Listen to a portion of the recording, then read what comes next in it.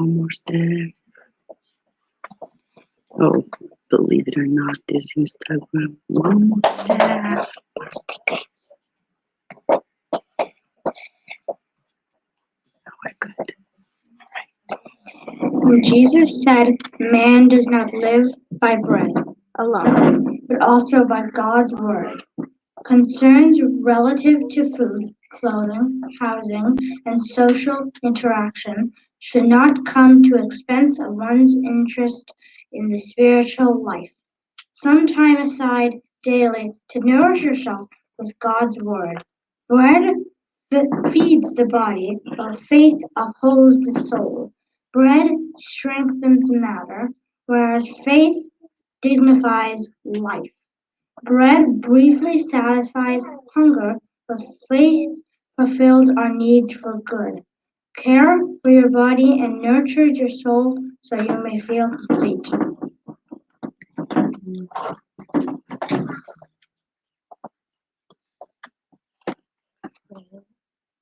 Rain. Like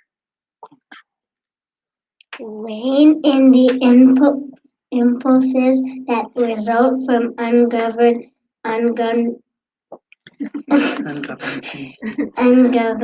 instincts.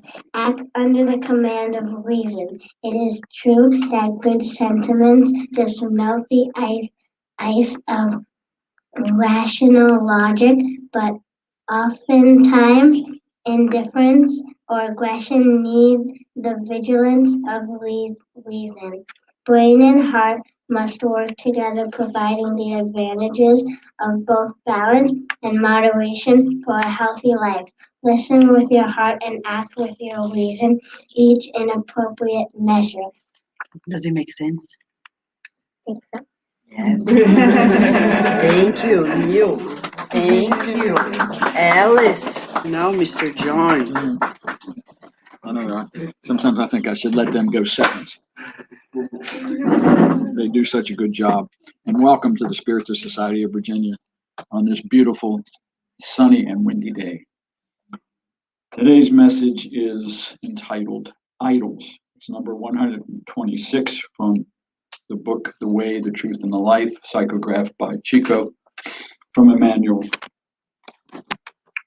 The New Testament quote is from the Acts of the Apostles, chapter 15, verse 29. Abstain from things sacrificed to idols. Religious groups have not yet grasped the full extent of the concept of idolatry. When we talk about idols, everything seems to relate exclusively to images set up on stone altars. But this is the simplest aspect of the subject. Before anything else, people need to abolish other, more dangerous idols that disturb their vision and sentiment. Very often, the soul dwells on false worship. The above verse refers to things sacrificed to idols, and people are surrounded by things of life. In using these things, they enrich their evolutionary patrimony. Nevertheless, it is necessary to know the difference between things that are concentrated to God and those that are sacrificed to idols. According to Jesus, the ambition to acquire spiritual qualities is called virtue, whereas the plan to attain temporary advantages in the physical realm, that is the plane of anxiety, and it is called folly. The first places the Master recommends that we avoid can also be considered as idols.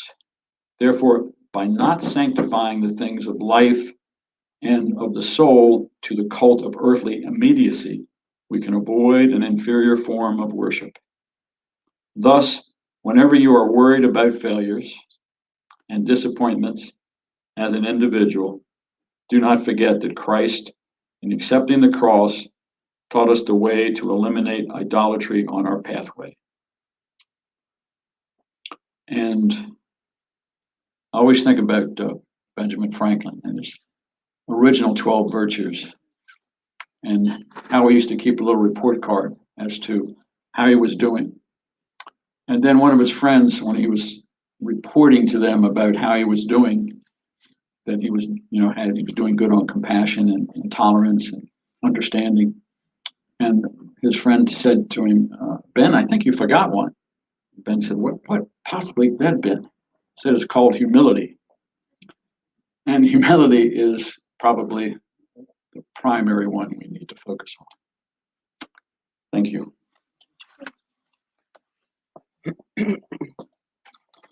Wow. We're done. We got it all, huh? No, but there's more. There's more. So let us pray together, shall we? Remember, prayer is not a ritual. It's communication with God. It's an exercise of the heart. And when we pray together, it's very different because we're not praying individually together. We're praying collectively together. Okay? It seems redundant, but that's how it is. So we practice going in the same mindset, feeling God at each breath, breathing in and out. We feel your loving care and sustenance, dear Mother, Father God. We feel your embrace sustaining us as we breathe in the harmony you provide to us. We breathe out, recycling toxins of the mind and the bodies. And we are deeply grateful to you for the opportunity you're giving us to be here together, nourishing ourselves for immortality. Sometimes we're deeply hungry spiritually, hungry for love, hungry for understanding, thirsty for togetherness. And you always provide everything that we need. May this hour be an hour of deep treatment for us, mind and bodies, as we strengthen ourselves in your love together in two realms. May all those who are not able to come, those who are connected over the internet live and on demand, those who have their names in the book of prayer at Cardiac Radio, the Spirited Side of Virginia, feel your presence, revitalizing their beings forever. With much gratitude, we open this service with you, dear Mother, Father God. Thank you. All right. So, Leo read some. I'm going to get the last message, okay? Everything's going to tie into. Care for your body and nurture your soul so you may feel complete. Right? So many people exercise well, hydrate well, eat well, but they don't eat spiritually. They don't read a good book. They don't have edifying conversations. They don't have a community. So they are spiritually very malnourished. Spiritual malnourishment is worse than the physical. When we come here, we're nourishing ourselves, not only for today, but for immortality, because it lasts. And listen with your heart, but act with your reason, each in appropriate measure. So the balance. So much so that then Mr. John brings to us a message by Emmanuel that talks about what we should worship above anything. And to top it off, we have a friend who is here with us from far away. He used to be in Brazil, but then he moved to London. Yes, he's in London now. Yes, you visit. Pay them a visit from the Spirited Society of London. Let me show it to you, and then I'm going to show you to him, okay? Let me open the TV here. Look at Rafael. Rafael Caldas. Hold on. Rafael is here with us, right? Yes. Can you hear me okay? Can you see me okay? Right, we can. Yeah. Good. Good. Thank you, Rafael. So let me share with them a little bit about him. He's more than what I'm going to say, just a few highlights because he's a child of God, like us, right? We know. And he was born in this life, he was born in Brazil. That doesn't mean he wasn't born elsewhere in his life, okay? Just a reminder. He was born in Brazil and then he moved to England. He's in London. And he is very active. He used to be very active in the Spiritist movement in Brazil, in Rio de Janeiro, participating in two Spiritist centers. One of them, the Leon Denis Spiritist Center in Rio de Janeiro.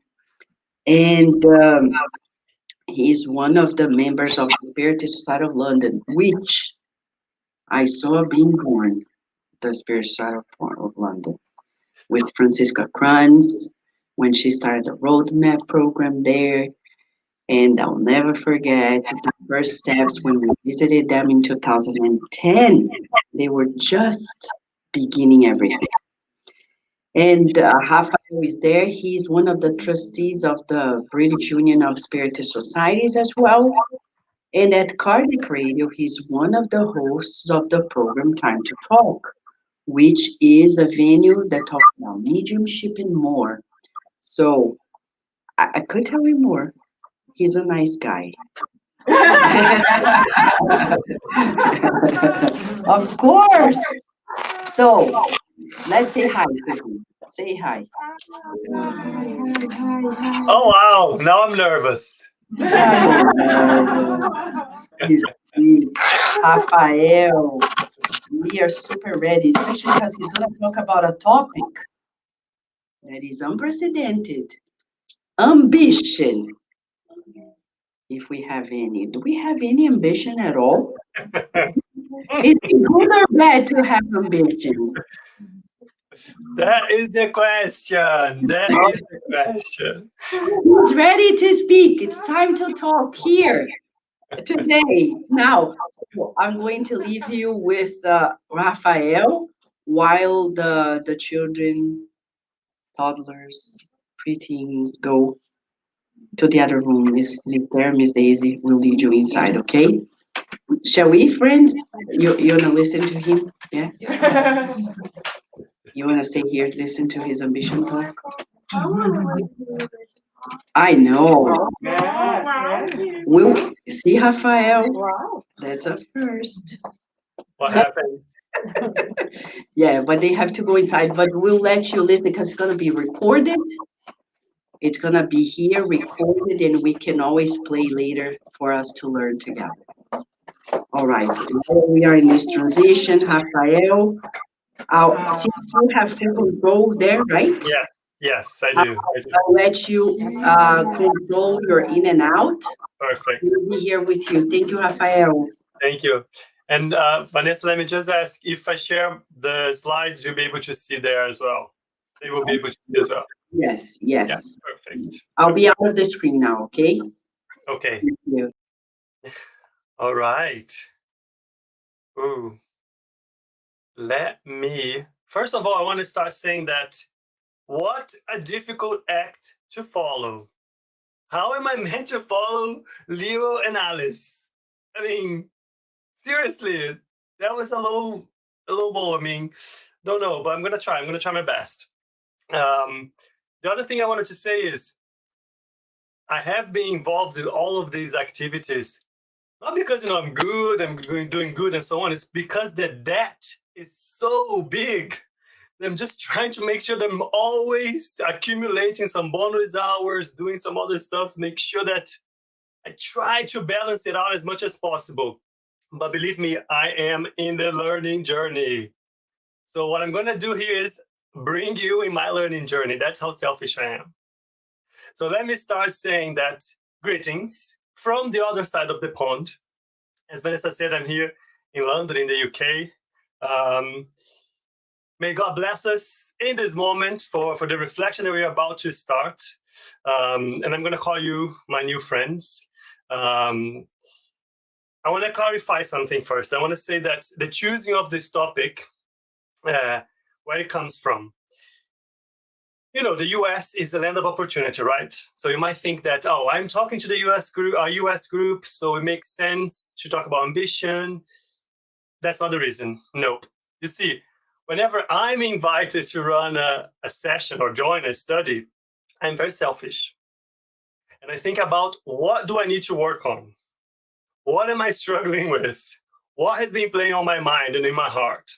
So when Vanessa asked me if I would like to join and bring this reflection with you guys, I said, yes, sure. And I knew what I was going to talk about. I was going to talk about ambition. My inner questions around ambition. To be honest, it's been on my mind for many years. As I said, I'm not here to teach anything, but to try to together reflect upon this topic. And I want to start with a basic provocation, which Vanessa already anticipated. Is ambition something good or something bad? Don't need to answer me. You don't need to answer aloud. Just have a think for a second. Do you see it as something good or something bad? Why you think? I want to bring some numbers. Okay, how about that? I went to the Gospel According to Spiritism, to the Spirit's book, and I researched the word ambition. And I got 38 hits. 38 hits, and both of them combined. Of these 38 hits, how many do you think were with a good connotation or with a bad connotation? Only 2 had a good connotation around ambition. 36 had a bad connotation about that. In fact, the 2 words that were very frequently tied right next to ambition in the Gospel and the Spirit's book were pride and selfishness. So I guess it gives us a hint of why, though, in those passages there was a negative connotation, right? I went to the dictionary then. First thing I did, okay, let me go to the dictionary, let me read. I think I know what ambition is, but let me read the description. Maybe there's something there that I'm missing. I went to the Cambridge Dictionary. Actually, let me bring it here. I went to the Cambridge Dictionary, and it gives me 2 definitions. I'm going to bring the second definition from the dictionary first. Later on, I'm going to bring the first one so we can compare. So, here you go. Simple definition. A strong wish to be successful, powerful, rich, etc. Now, this definition is not necessarily negative, but it depends on what we associate with successful, powerful, and what kind of riches we're talking about. And I guess also how we achieve those things. What are we doing to achieve those things? When we think about ambition, it's a trait. It's a common thing. Like everywhere we see ambition, everybody has ambition. Everybody around us will have some sort of ambition. I dare say that it is what moves us forward, develop new things, projects for the future, and so on. One way or another, we all have ambition. Well, most people do, I would say. But where does it come from then? Being such a common trait, there must be something transcendental about this. Or is it just a product of our society, our family, our groups, our studies? To try to understand that, I went on one of the books that we neglect a lot, to be honest, whenever we study Spiritism, which is the Genesis. Somebody told me around here, take a look at the Genesis. First of all, when I mentioned the Genesis, I only found ambition mentioned 8 times. All of them with a negative connotation. But I also found chapter 3 from the Genesis, which is called Good and Evil.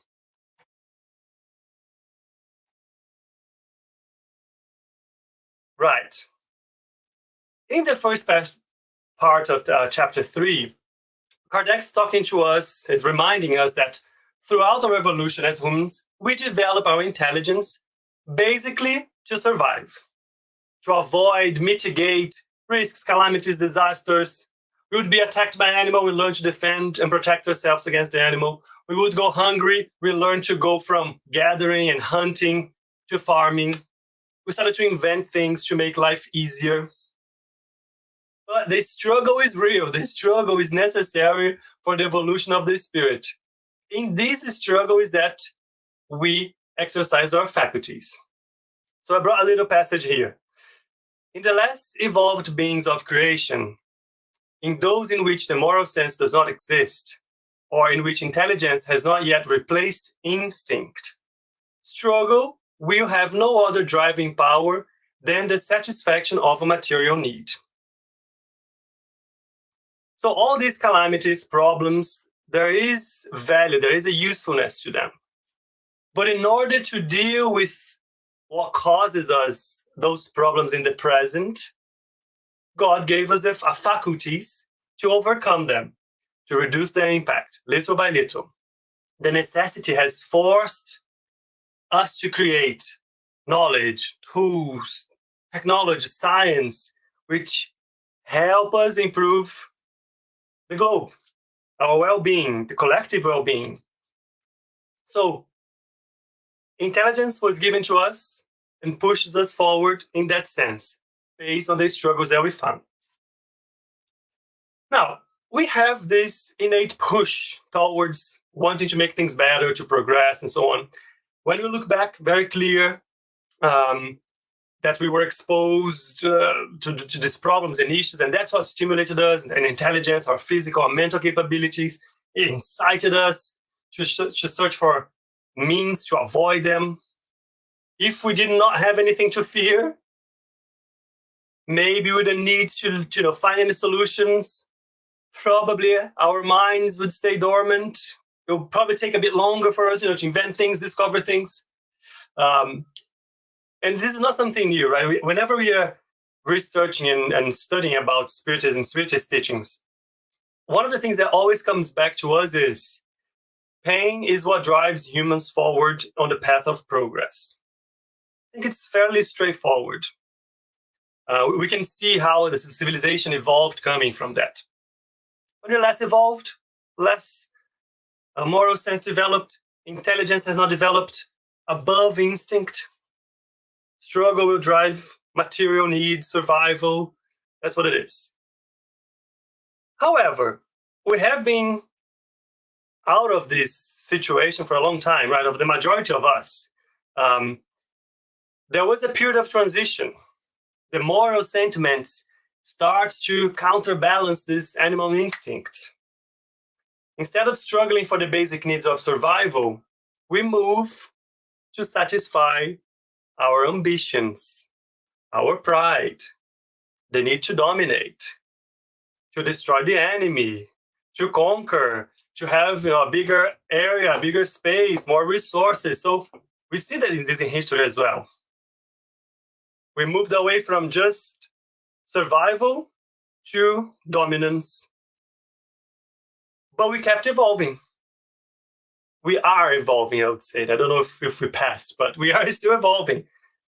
As the moral sense takes over, sensitivity develops, the need for destruction decreases. I dare say most of us is now horrified about bloodshed. I'd like to believe most of us are. But still, the struggle, the element of the struggle is always there. It's always necessary for the evolution of the spirit, at least in this stage that we are.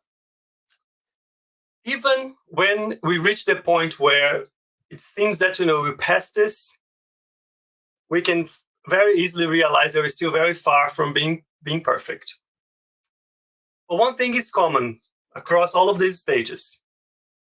It is only based on activity, on doing stuff, getting involved, getting through, and etc., is that we acquire knowledge, we acquire experience. Is that we will push away and get rid of the animality instinct that still drives us. That is what we understand in terms of our evolution. If you look back and just think about that.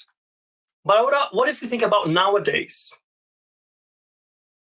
The majority of us here, as I said, we don't need to worry about being killed by an animal, or I dare say also, touch wood, that there's no like bigger conflicts around us and so on. So what are the struggles? What are the problems? What are the issues? What do we still need to overcome? I'm going to bring here an image for us to have a think.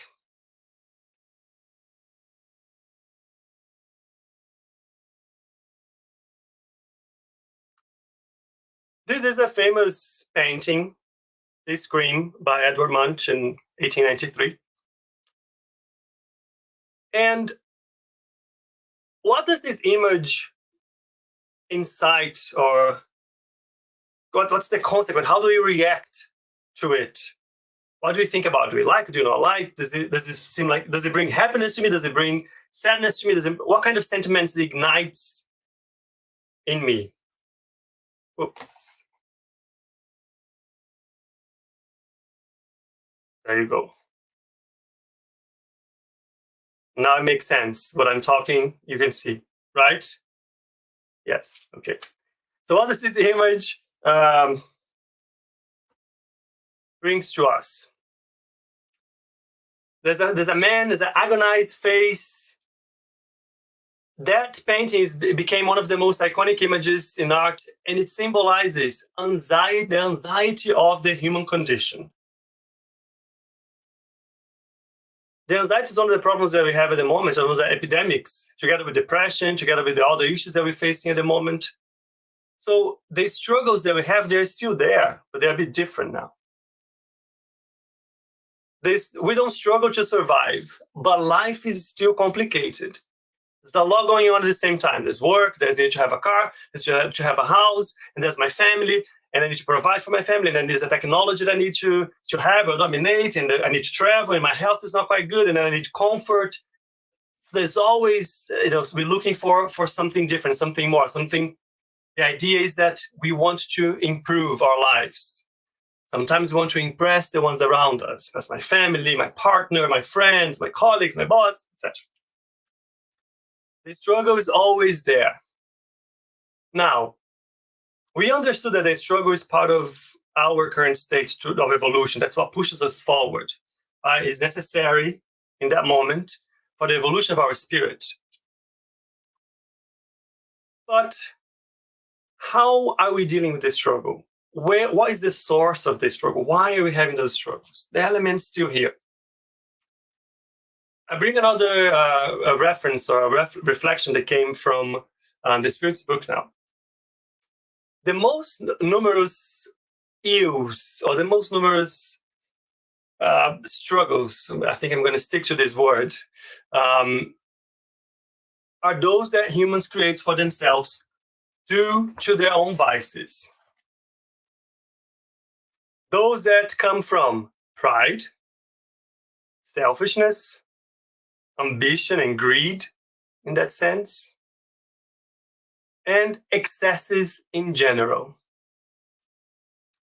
Those are the causes behind wars, current calamities, dissensions, injustice, oppression.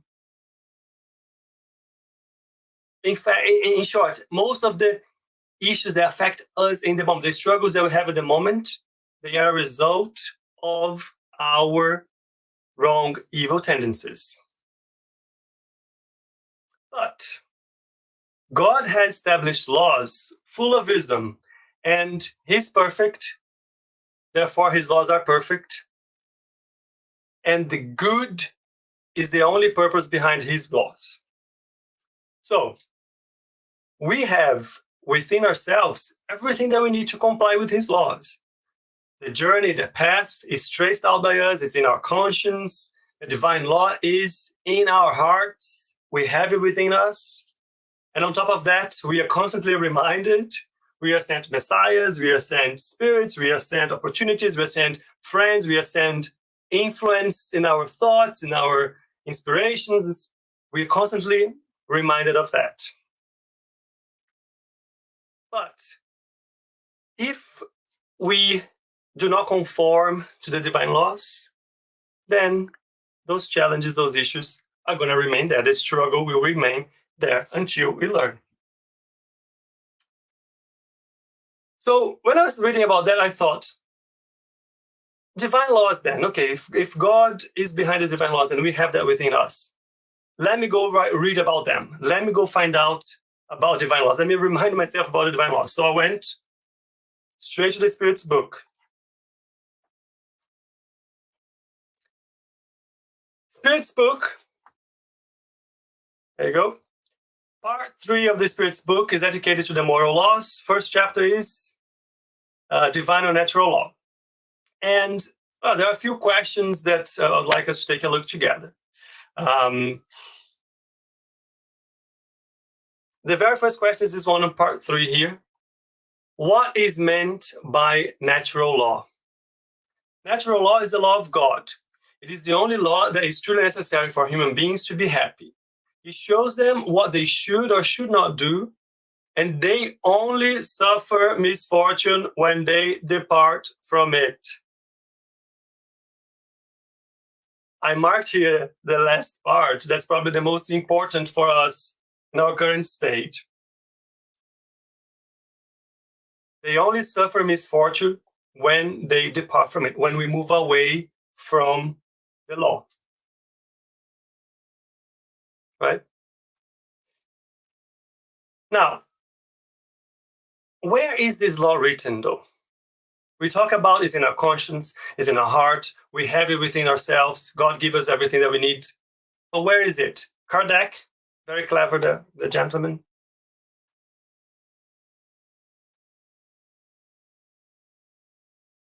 Ask them, where is God's law written? In their conscience. Ouch, that hurts because that's like a slap in the face. We have what we need to deal with these struggles, and it lies within our conscience. How am I going to access this? How do I know? What do you mean? We need to reflect. Within all of us, we have the compass that will tell where things are right, when things are wrong. If there's a feeling, if there's something that kind of don't feel quite right, it's probably an invitation to reflect a bit further. Then, if it's not clear, have a think. Why is it not comfortable? Why is it not clear? Why does it feel odd? Where is it coming from? How does it affect you? How does it affect others? You have within you, but it takes reflection. It takes a moment to think. It takes a moment to digest, to ask more questions to yourself. That's how we access it. Kardec, in another question, he also goes further and he asks if the spirits, before they are united with the body, if they understand, they comprehend the laws of God. And the spirits tell him, look, depends. Depends on their level of perfection. Makes sense. However, they have a better view, understanding, perception. And when they incarnate, they preserve the intuition of that within their body. However, human instincts often cause it to forget. So the spirits, I'm going to repeat what the spirits told him. They said, yes, they have an understanding based on their degree of perfection. They keep an idea of it, but the evil spirits, the bad tendencies, cause them to forget. Our tendencies cause us to forget. How do we change this then? How do we fight those tendencies? How do we overcome this problem? The spirits give us a hint in another question. Oh, let's move. This one. Question 619. Has God provided all humans the means of knowing God's law? All may know about it, but not all understand it.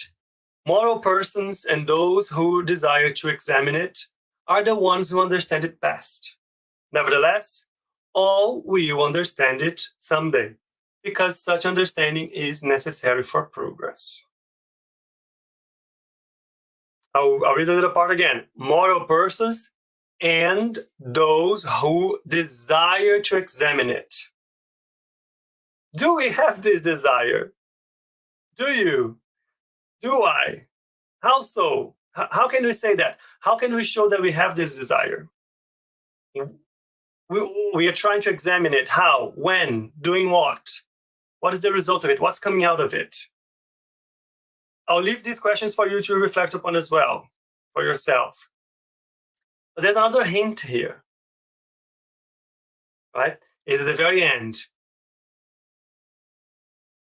We will all get there because that's necessary for progress. And progress is the key word for us. I'm going to bring another piece of art for us. This is The Thinker. It's by Rodin, 1904. And it's one of the most famous statues that have been created. And there's so many meanings. There are so many meanings behind it.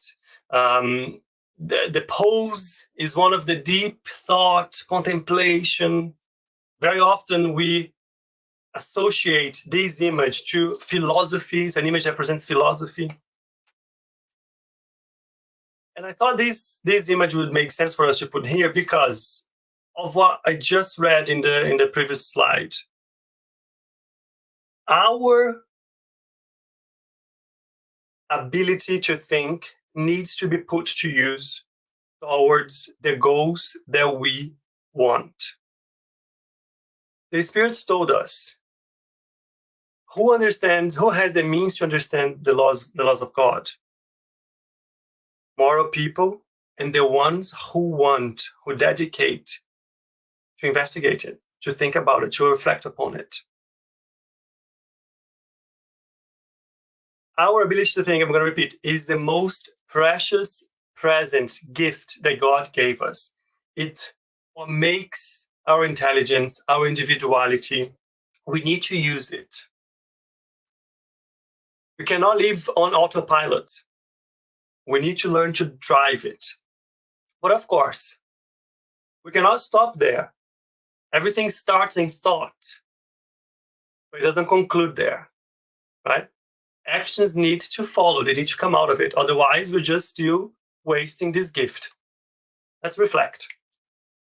Things are starting to make a connection here. We suffer when we go against God's law. Suffering pushes us to change, advance, create, develop, progress. And the impulse, the natural drive, comes from the divine laws. They are written in our conscience. So the element of divine laws and moral laws were still playing in the back of my mind when I was trying to figure it out, this ambition thing. So I went back and kept looking at the moral laws.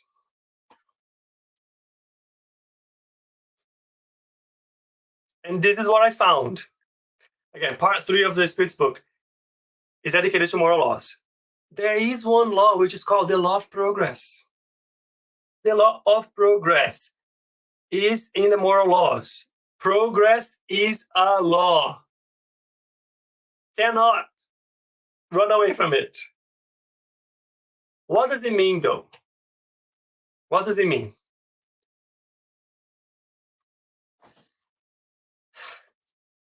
The law of progress. Question 779 from the Spirit's book. Do humans draw from within themselves the power to progress? Or is progress nothing more than a result of education? The Spirits reply to Kardec. They advance naturally by themselves. I'm going to stop here for now. The question was, do humans draw from within themselves or result of education? First answer, advance naturally by themselves. Then they go, not all progress at the same time or in the same manner.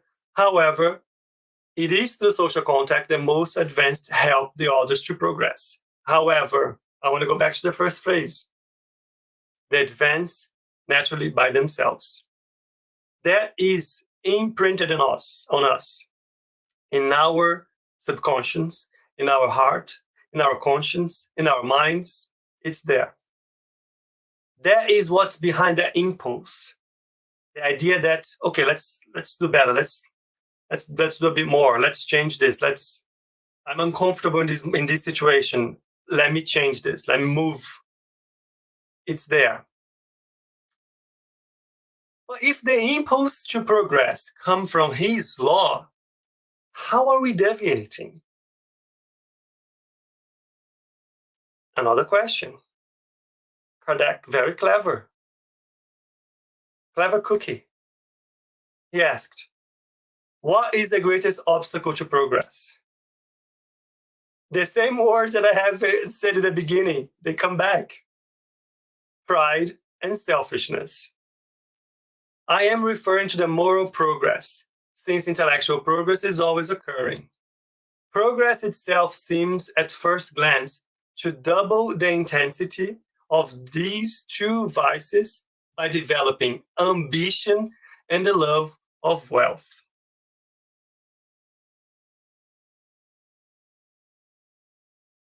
When we direct these impulse towards our material interests only, again, let's ask ourselves, let's do a little exercise.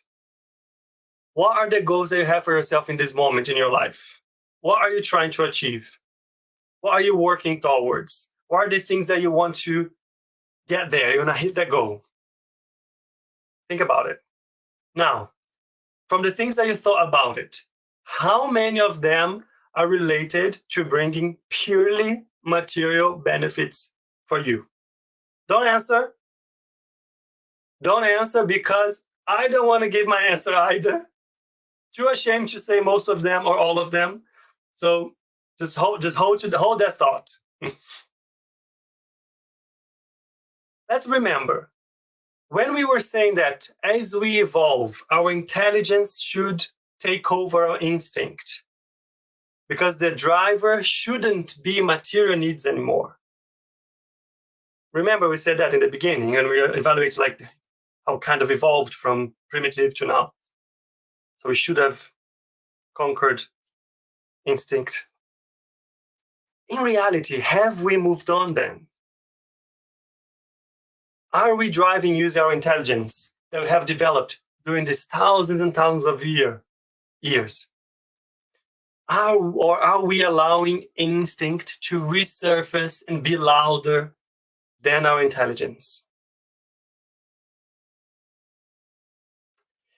Now, am I saying anything new? Is this new? No, this isn't new. This understanding has been around for so long. I'm going to bring here a fable that is probably one of the oldest that we have. It's closely linked to Christian teachings. And you're going to laugh. Adam and Eve. The story of Adam and Eve. The fable of the Adam and Eve. Let's, of course, with a spiritual element, with a moral element, with the advanced intelligence that we have developed, look at this fable and understand what's behind it. What are the moral truths behind the figures? Adam, personification of humankind. Adam is us. We are all Adam.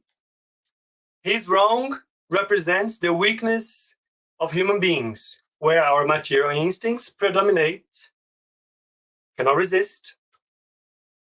The tree. What is the tree?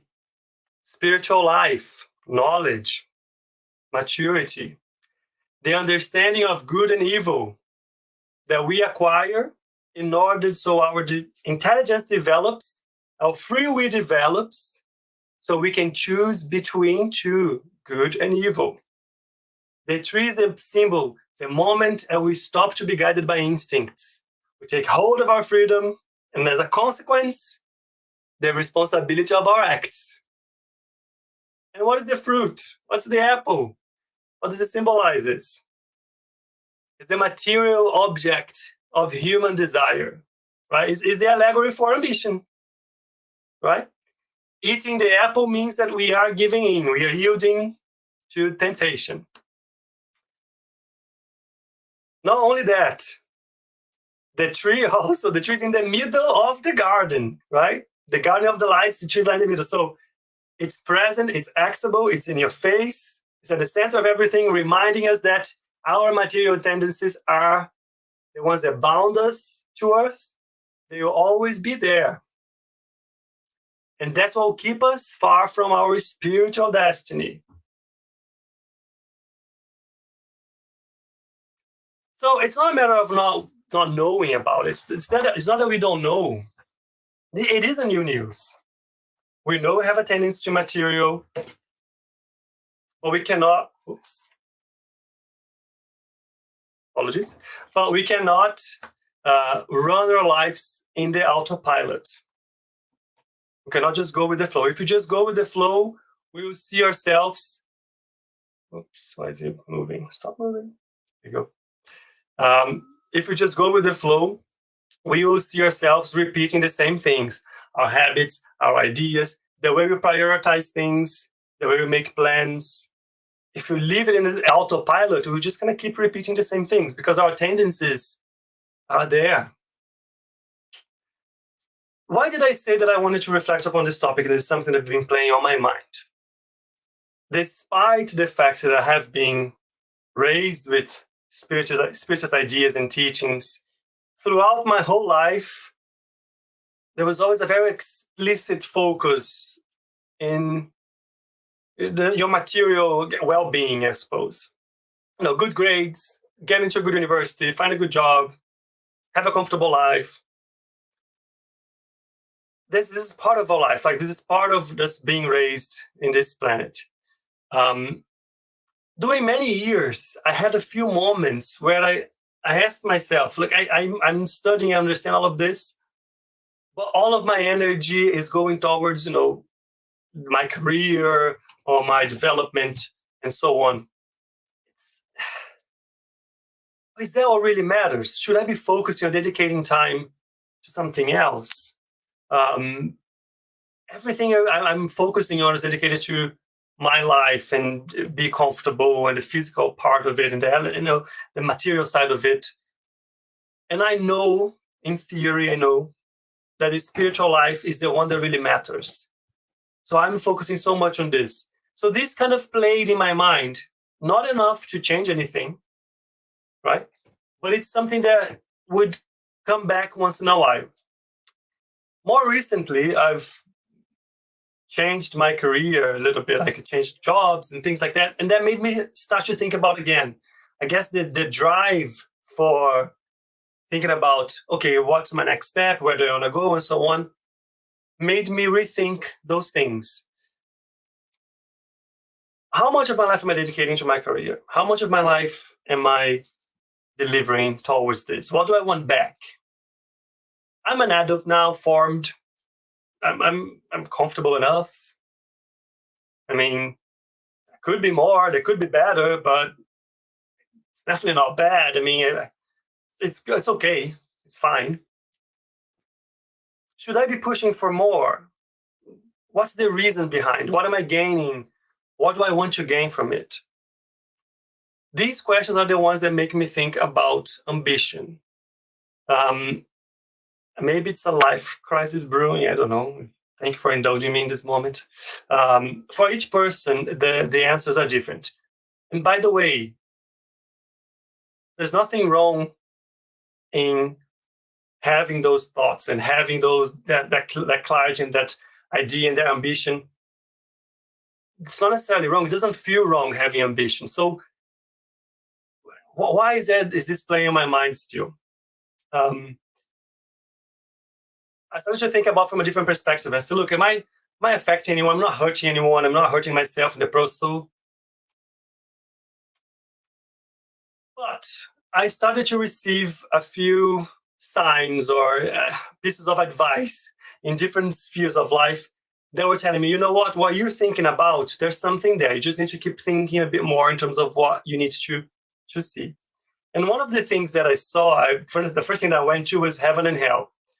Heaven and hell is a book that is a brilliant book. If you haven't read or studied it, I would 100% tell you go for it, because it's an easy enough read, because it's two parts. First part's pretty much analyzing the history of all of the concepts about heaven, hell, demons, angels, how that evolved, why they were portrayed the way they were. So it's a more of like a historical analysis on the evolution of those concepts. The second part is a list of spiritist or mediumistic messages of spirits that have been on Earth, and they're pretty much sharing with us their learnings once they got on the other side, what they faced, how difficult it was, what they saw. And there's a lot of different examples. So it's a very interesting book to read. And I want to bring here one of the examples, Joseph Bray.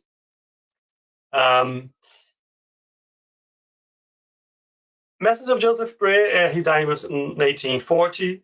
Then he was evoked a few years later by his grandmother. And the message is entitled, The Honest Man According to God or According to Man. I'll read a little bit, if you indulge me a little bit further. I'm not going to read. There you go.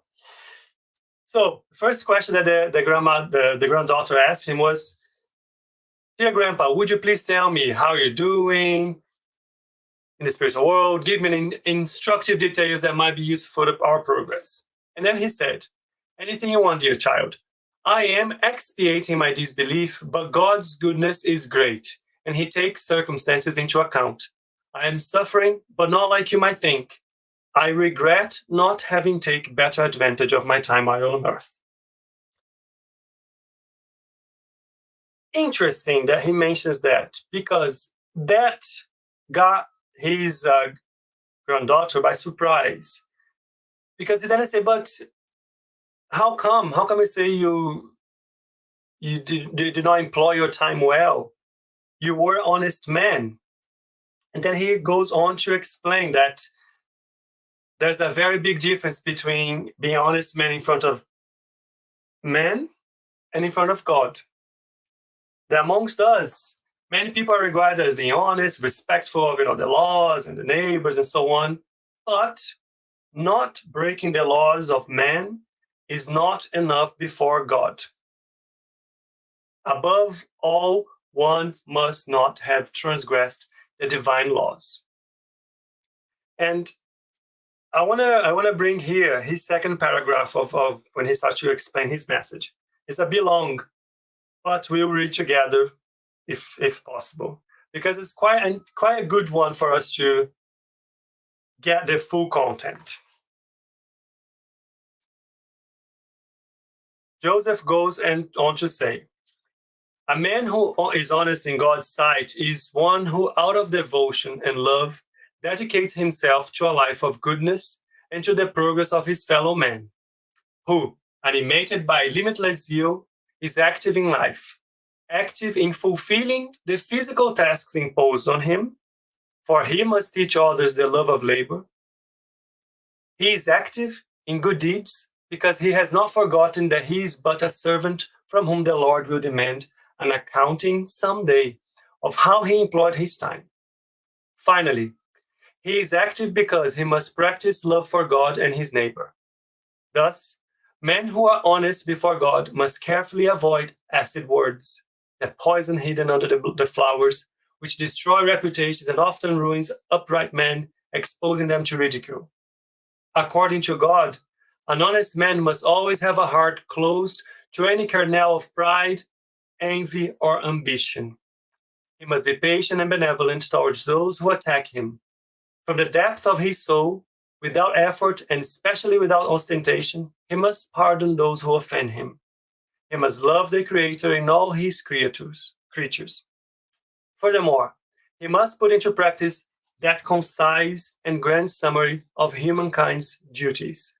Love God above all things and your neighbor as yourself.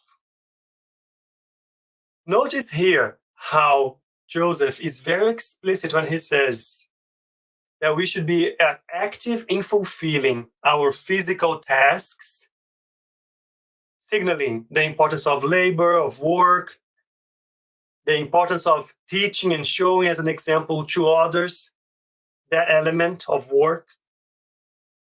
But then he goes on to say that we also need to dedicate ourselves to the progress of our fellow brothers and sisters. And my friends, I hate to tell you this is a constant lesson that comes from the spirits. This comes back and back on and again and again and again. If you read Andrea Luiz books, you will see this element of regret for the opportunities that were lost all the time. If you talk to anybody who works with mediumship, this is a constant situation that we see. As soon as spirits come to talk to us, they will explain, I regret. I should have dedicated more time to my family. I should have dedicated more time to my friends. I should have dedicated more time to helping the ones around me. I missed opportunities, and I'm ashamed of that, or I suffer because of that. The regret of missed opportunities to show we want to go back to God's law comes to open our eyes pretty much all the time. So I hate to tell you, we're not going to be able to reach the other side and say, I didn't know. We cannot say that. We have been told so many times. So what do we do? What do we do from here?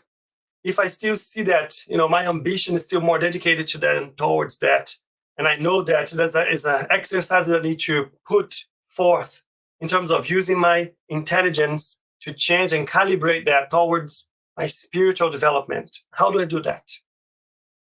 My friends, God is perfect. The same law that allows us to deviate from it is the law that brings us back to it. I brought the example of a question from the Spirit's book. I want to bring the full, I only read the beginning of it. I want to read the full answer. This one. The question was, what is the greatest obstacle to progress? And the Spirit says, pride and selfishness.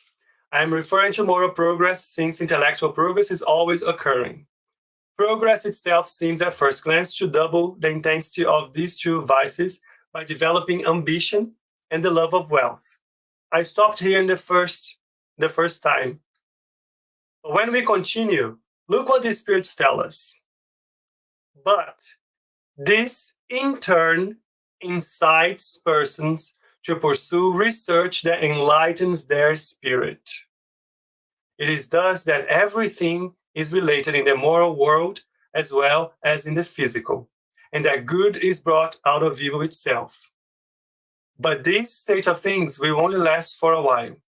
It will change as people better understand that beyond the enjoyment of earthly wealth, there is an infinitely greater and long-lasting bliss. The same law of progress will keep pushing us, and we will move from focusing on the material perspective only to the spiritual, true perspective of creating and developing our virtues. Because the impulse to be better is there ingrained on us. Now, should we just wait then? Okay, let me keep going in my autopilot, and as it goes, I just read, I'm gonna get there. Just keep working here, getting a bigger house or getting a better job or so on. No, my friends, what all of these reflections has brought to me, I'm going to be very honest with you. All my dedication in terms of my career and in my material life, it's still there. What I'm trying to do is, and there's nothing wrong with it, by the way, right? It's not here in the sense of, okay, we should all just drop everything and go on. It's not. That's not what I mean. Because after all, progress means intellectual progress, physical progress. The well-being of all of us comes with that progress as well. But we cannot close our eyes to just that perspective. So what I am doing is I am recalibrating my ambitions. Now, when I think about what do I want to achieve, what are the goals that I have, where I'm trying to go. If I'm only seeing the material elements, I am forcing myself consciously to put an additional one. Right, it's clear. For me, my career is the thing I want to develop. I want to do this, I want to do that, I want to change jobs. That is because that's going to allow me to go visit my family in Brazil more times. There you go. Okay, that can still be there. What else am I going to put in my priorities, in my goals? What else am I going to use the benefits from achieving that goal? How am I going to use those benefits to help others, to help my family, to help my friends, to help my neighbor? What is the additional goal that I'm going to put in my ambition that I'm going to work towards as well? I'm going to be involved in this specific initiative. I'm going to dedicate an hour of my day, an hour of my week, a day of my month, towards that is helping someone, or it's helping somebody else to achieve something as well. I don't know. But the exercise is now recalibrating. I'm not in a moment, as I said, to drop the other ones yet. I'll get there one day. But at least I am using the same impulse and exercise to calibrate. I want to develop other things. The way I'm dealing with people, the conflicts that I have in my family. Those are goals that you have to put your ambition towards as well. I want to have a more stabilized, less conflicts, less discussions, less problems in my house, with my kids, with my partner. This is my ambition, as well as changing my job. It needs to be there. We cannot allow ourselves to go in the narrow path of our instincts. It's not because I'm not talking about, drugs, alcohol, this or that it doesn't mean it's not material instincts, because they are still directed at purely material benefits. So let's think of that. To close, I want to bring here, remember I started with a description from the Cambridge Dictionary, and I brought the description number 2. I want to bring the description number 1. Why? Description number 1 gives us the answer. What is ambition? A strong wish to achieve something. The other description that we saw, it talked about success, power, riches. I want to move that aside, and I want to stick to this one. A strong wish to achieve something. Here, my friends, we can do anything we want. When I look at ambition in this sense, I drop the negative connotation. You didn't ask, but I'm going to tell you. In the gospel, there's only one moment where ambition is used as a positive connotation. Do you know what is that? It's when Kardec and the spirits are describing us blissful worlds. It's talking about the noble ambition that the spirits in those worlds have. They are striving for perfection. They want to raise themselves to be better. Their objective is to reach a class of pure spirits. It's a desire that they have. That is a noble ambition to make them better, to elevate all of them. So the answer is ambition is better good. The ambition is better good depending on how you do it, where you direct it towards. Final slide here, because I just had to. When I was really looking at the description, again, now from the Cambridge Dictionary, the synonyms of ambition came together. Looking at the synonyms, ambition can be something good. Look at the synonyms.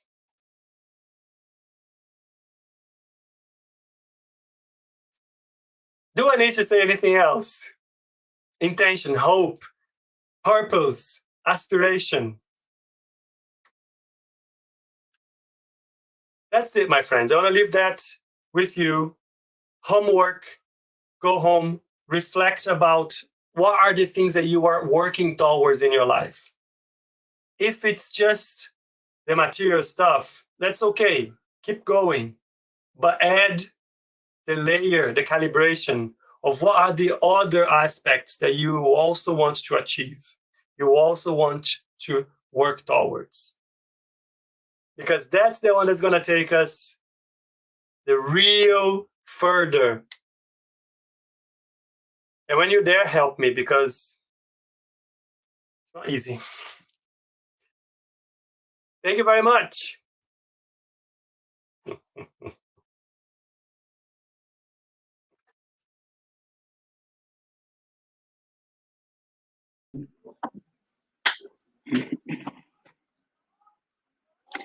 Thank you, Rafael. So, ambition is not bad, huh?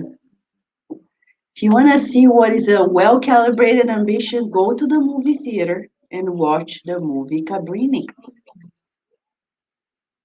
Watch it and bring your kids. At first, they're going to say, I don't want to watch it. And at the end, they're going to say, oh my Lord, who was that woman? It's worthwhile. It's eye-opening. It goes to the direction of everything that Rafael was leading us to, the law of progress. Huh? We need to progress. And some people, right, Rafael? You know, I find that people, when they become more spiritual, they feel like, oh, it's a sin. There's no sin, but it's as if there is a sin to ambition anything. And there is a piece of the dialogue between the Pope and the nun Cabrini. And he says that her ambition is to create an empire of hope. Look at that. Gosh, an empire of hope. Go watch it because it's about the history of the world, the United States of America. It's about this.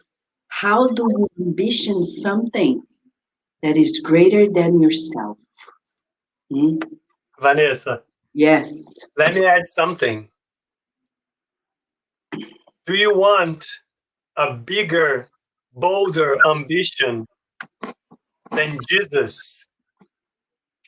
What did Jesus want?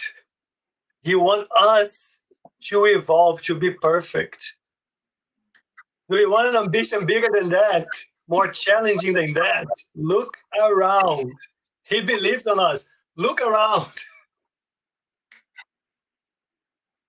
Yes, Rafael is right. That's what I told Virginia, Rafael. When we came home, she was so impressed about Cabrini's achievements and hardships. I said, you know why she made it? Because of Jesus. She surrendered to his proposal and she made all of that. So go watch it. It's worthwhile. Bring your children. It's worthwhile. Give them popcorn. Give them the candy. Popcorn to the adults as well. Yes, Rafael. But who has a question to Rafael before we let him go? We don't want Rafael to go. We want to bring him to America. Sorry. Yeah.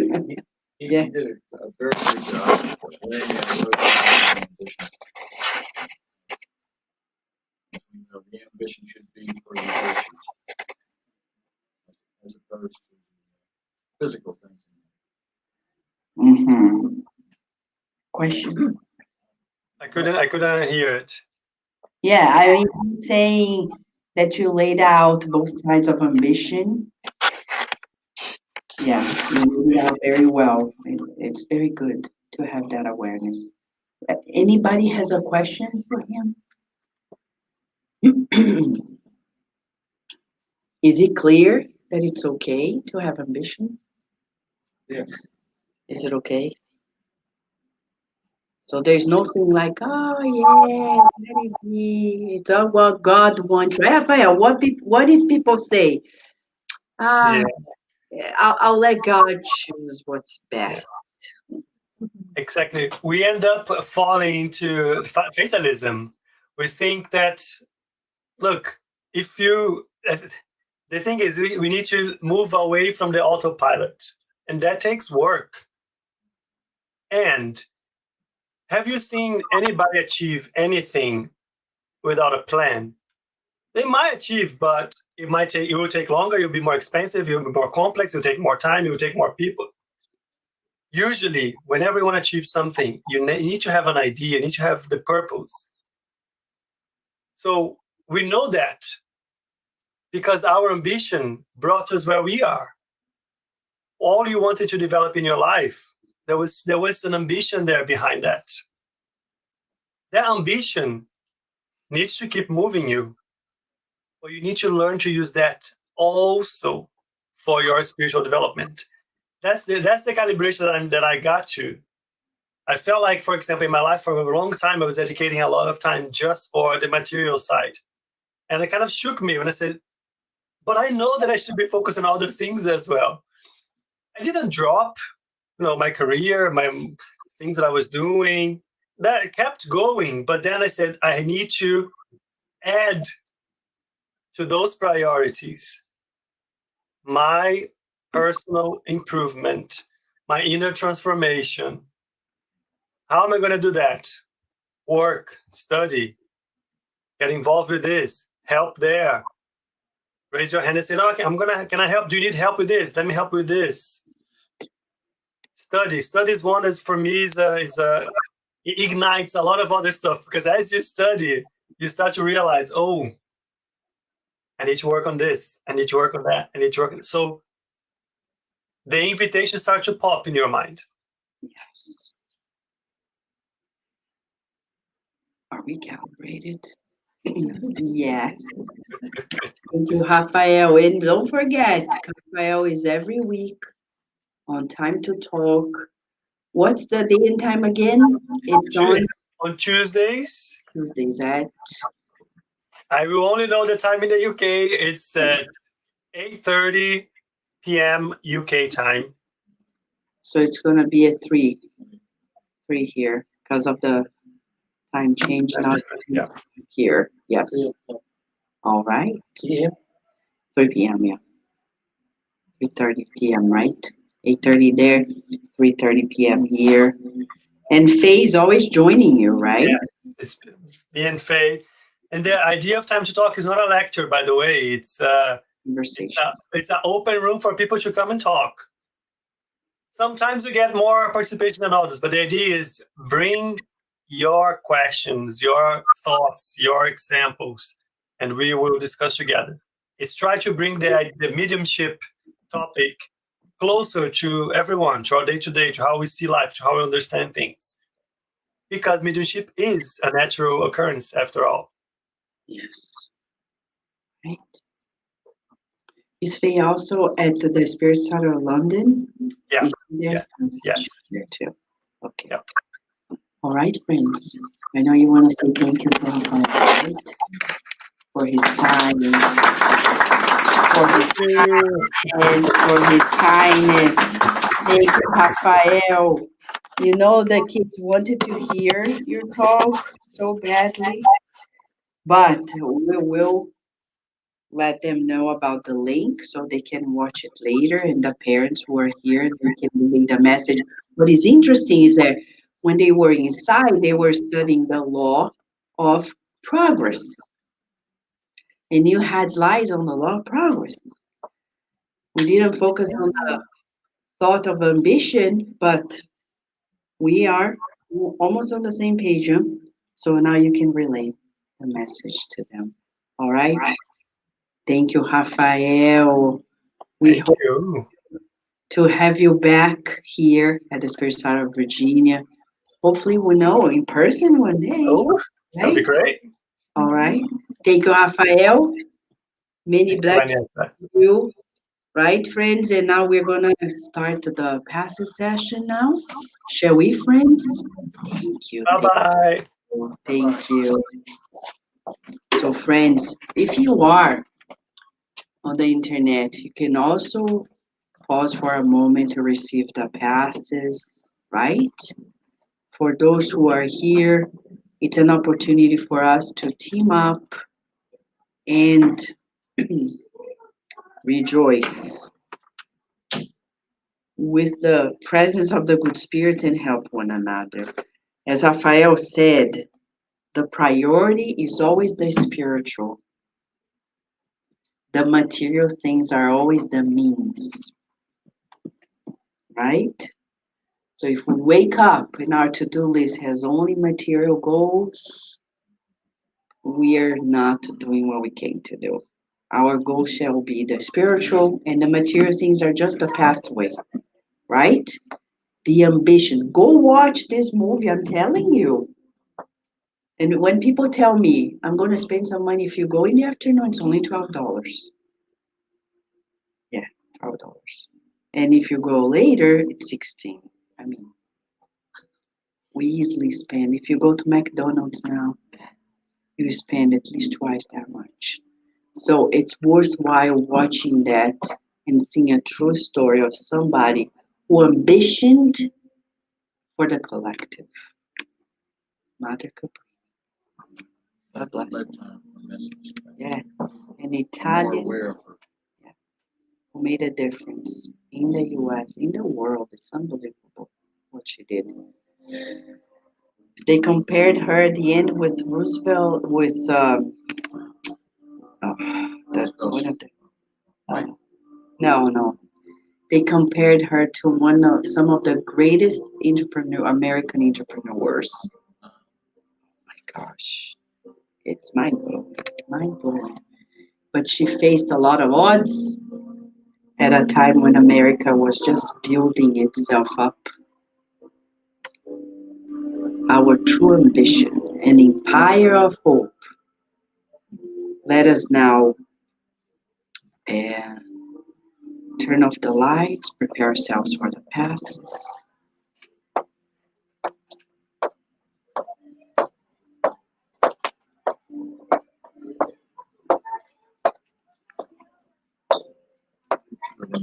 She was a reincarnation. She was Mother Capri was a reincarnation. Of hope. That's what I'm thinking. All right. Wow. Nice matter, Joe.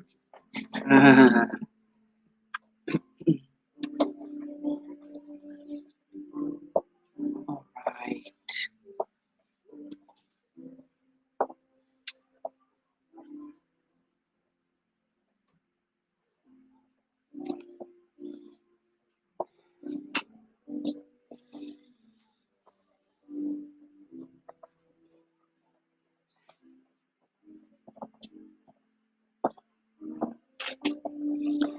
Let us raise our thoughts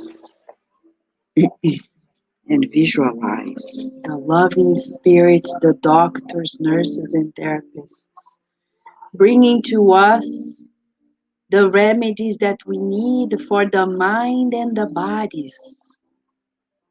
We trust God's love and His abundant loving care. Let us feel this abundant healing love that now is being showered upon all of us.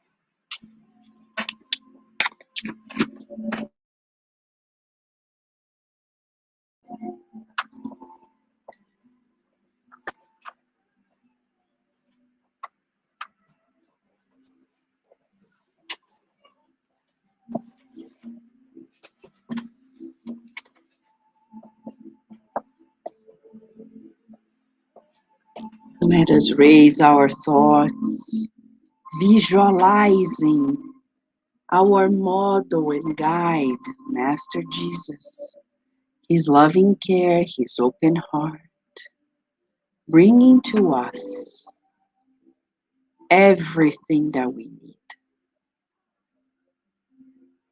Visualizing our heart chakras being cleansed and we opening ourselves to receive new light, new vitality.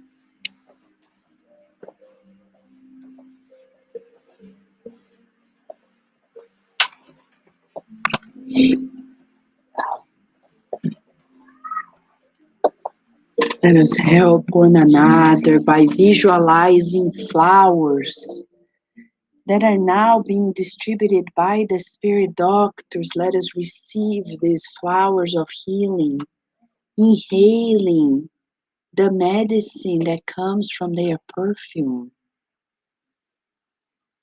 and exhaling the toxins as they provide to us the envelopment of healing. Let us feel it, visualize it, helping one another.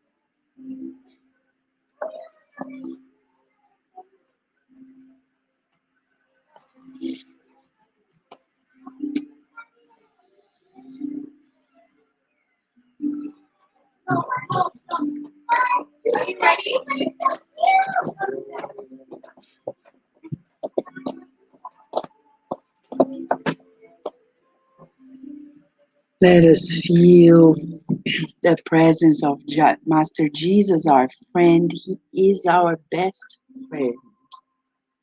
He is here with us. Let us visualize him in front of us with his loving smile. He doesn't judge us, he only loves us. And he embraces us in his loving care, bringing new vitality, strength, and protection.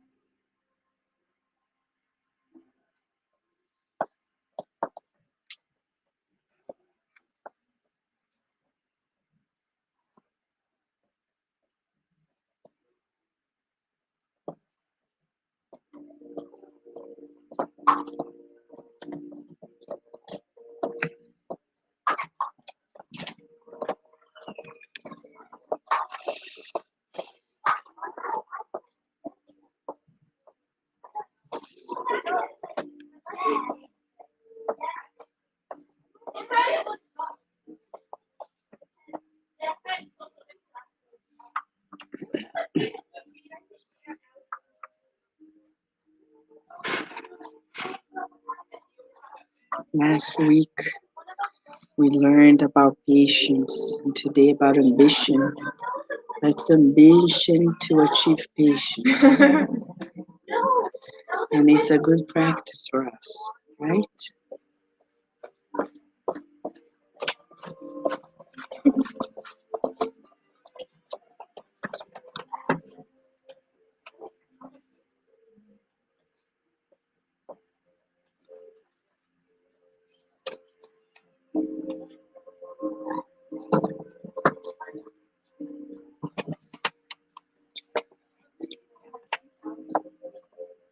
Let us visualize Master Jesus, our best friend.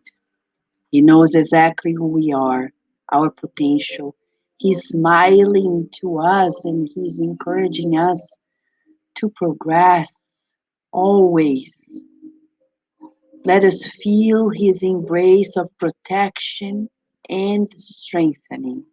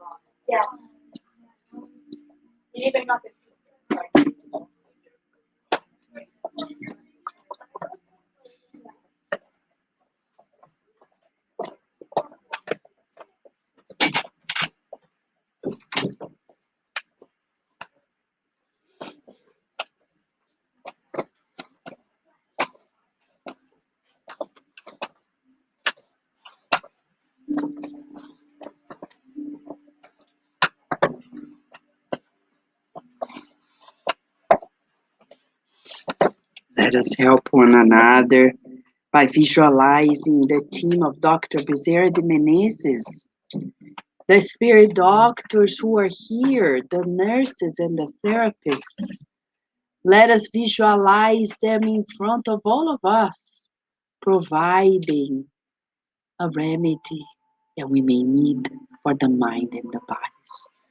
Let's drink it with intention to absorb the healing elements. Let's feel their loving kindness and surrender to their care.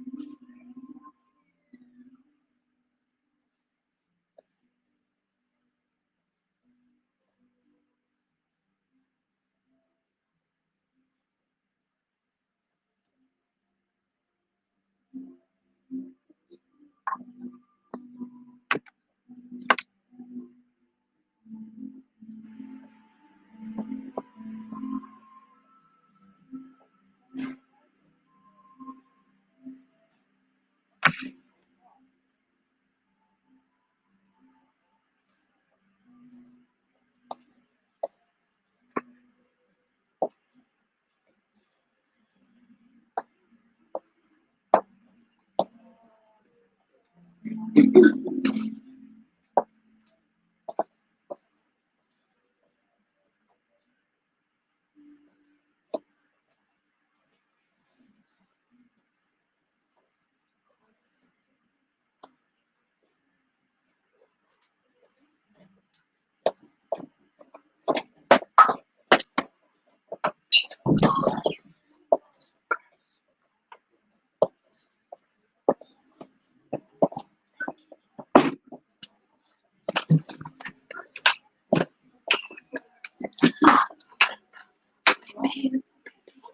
right, you're right.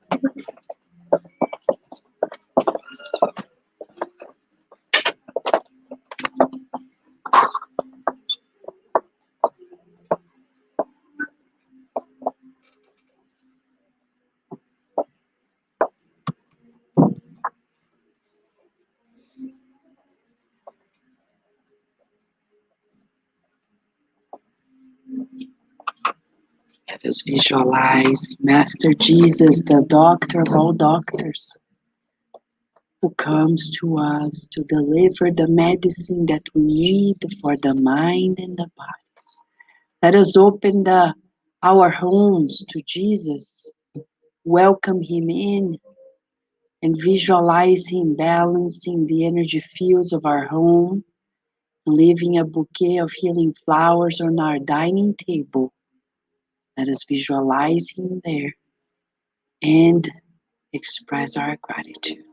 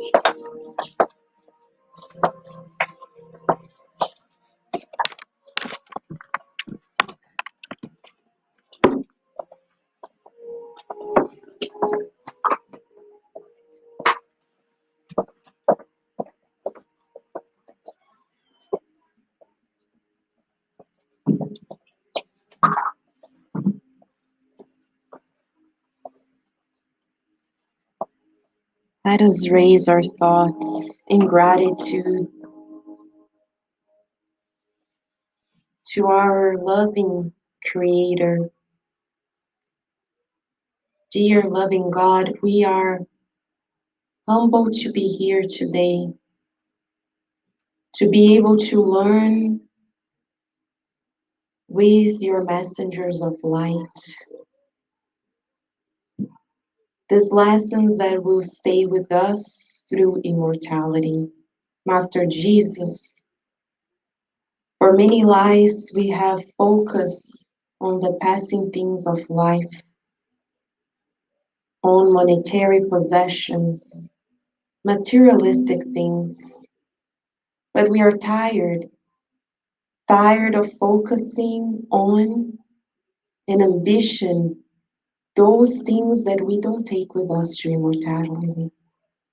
We pray that we can ambition higher to strengthen our spirit, to acquire their immortal values. That is at the end of the day, all that we need. We pray for those who are connected to our hearts in the physical and spiritual realm, those who are in need of a healing and helping hand, and that these blessings can extend throughout our whole planet. So together with you, we can march towards the progress that you ambition to all of us. Grateful for this moment and wishing that this week is a joyful week with you always. We ask your permission to close this session of today, and so be it.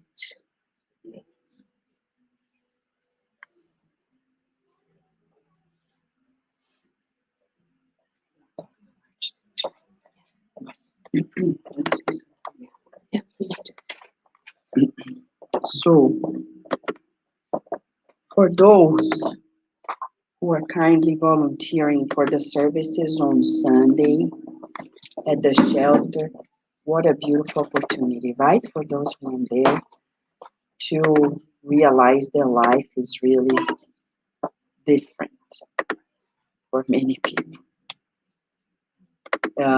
So we still have a few slots if you want. March 31st still open if you want to sign up. We just want to remember that on the very week when you sign up, you receive an email with instructions. It's important to follow the instructions. That's how it goes, okay?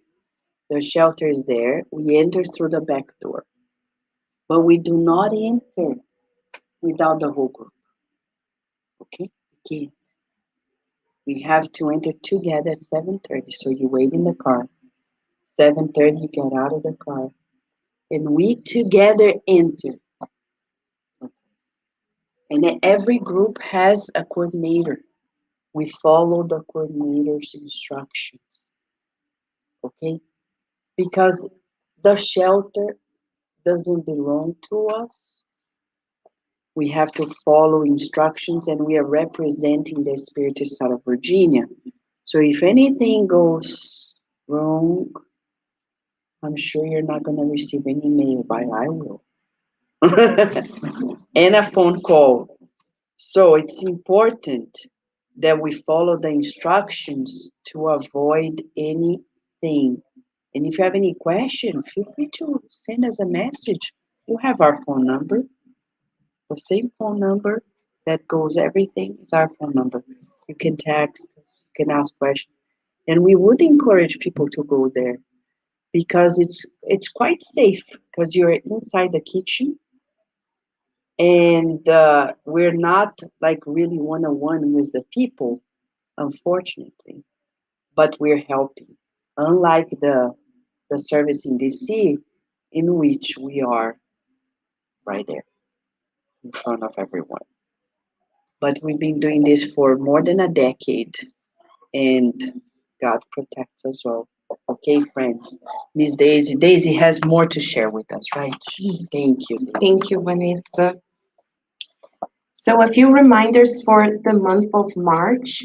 We're still having our ongoing drive to the same shelter We invite everyone to do peanut butter and jelly sandwiches. You can do this at home with your family, and you can take this directly to the shelter. Why peanut butter and jelly?